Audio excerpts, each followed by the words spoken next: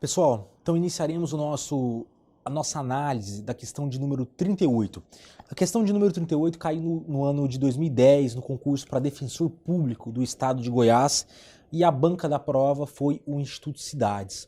Tudo bem, pessoal? Então essa questão é interessante porque ela traz vários pontos interessantes e importantes, sobretudo a modalidade de incorporação de tratados internacionais no direito brasileiro e aspectos da Constituição. Tudo bem? Vamos lá, pessoal. Olha só. Questão 38 diz o seguinte: a Convenção sobre os Direitos das Pessoas com Deficiência e seu protocolo facultativo foram incorporados com status constitucional ao nosso ordenamento jurídico. Então, eu faço observação a vocês com a palavra status constitucional ao nosso ordenamento jurídico. Com base nos conceitos e institutos nela presentes, é correto afirmar que, pessoal, quando a Constituição traz que foi aprovado com o status constitucional, é porque este Tratado Internacional de Direitos Humanos ele foi aprovado segundo a ritualística do artigo 5º, parágrafo 3º. E o que diz a ritualística do artigo 5º, parágrafo 3º, pessoal? O artigo 5º, parágrafo 3º da Constituição fala que os tratados de direitos humanos que forem aprovados nas duas casas do Congresso Nacional, portanto, Câmara e Senado Federal, com em duas votações em cada casa, com maioria de 3/5, terão eles, então, status de emenda à Constituição. Pessoal, eu chamo a atenção de vocês para o fato de que 4 votações de 3/5. Por que 4, João? 2 na Câmara e 2 no Senado. Tudo bem? Com maioria de 3/5. Esses tratados, eles terão, então, status de emenda à Constituição. Tá joia? Então, tratados de direitos humanos que forem aprovados com essa ritualística terão status de emenda à Constituição.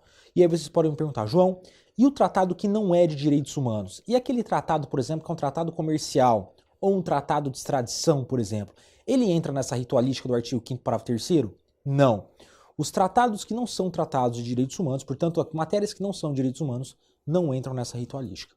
Tudo bem, pessoal?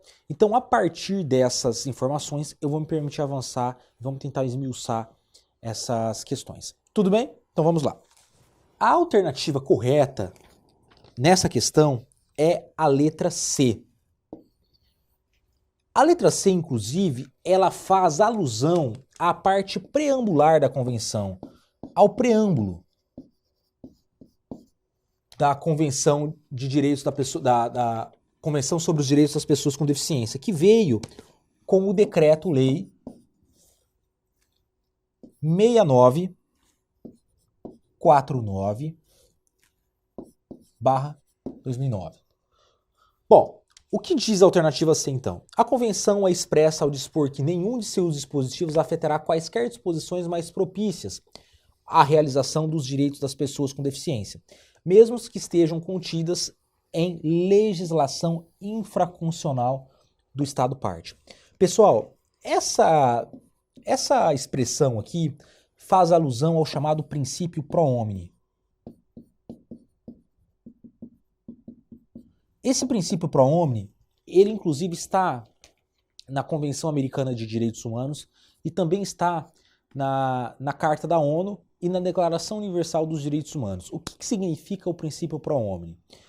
Pelo princípio pro homine, quando ocorre choque entre legislações, aplicam-se aquela que foi mais benéfica ao ser humano, independentemente se ela está contida em tratado internacional ou se está contida em legislação infraconstitucional, legislação nacional.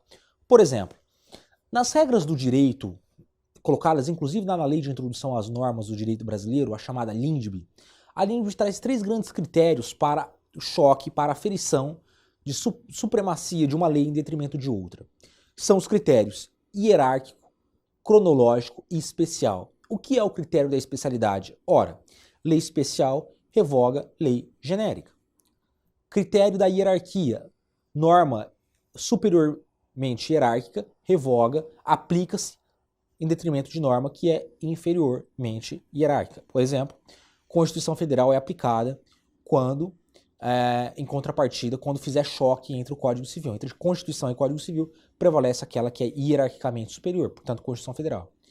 E critério da cronologia, que foi o último que faltamos dizer, é aquele que diz que norma mais nova aplica-se em detrimento de norma mais antiga. Logo, se eu tenho duas normas, elas possuem choque em alguns dispositivos, eu vou aplicar aquela norma que for mais nova. Tudo bem, pessoal? Então, esses três critérios que são trazidos lá na Lei de Introdução às Normas do Direito Brasileiro não se aplicam quando o assunto é proteção dos direitos humanos. Portanto, pessoal, o princípio pro homine, ele é uma importante saída.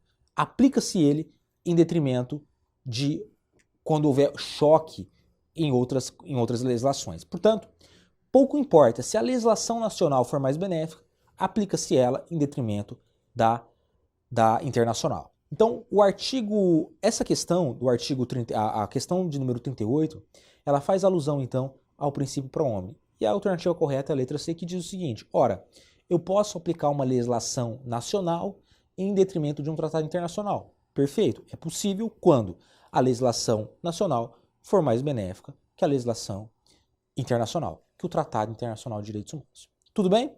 Então, fica essa observação. Essa questão é interessante porque ela traz conteúdos de tratados de direitos humanos e também faz alusão às regras da Lei de Introdução às Normas do Direito Brasileiro, que não se aplicam quando o assunto é direitos humanos. Fundamento disso, Convenção Americana de Direitos Humanos, Declaração Universal dos Direitos Humanos e jurisprudência da Corte Interamericana, que também reconhece a vigência do princípio pro homine. Tudo bem, pessoal? Então, a alternativa correta da questão 38 é a letra C.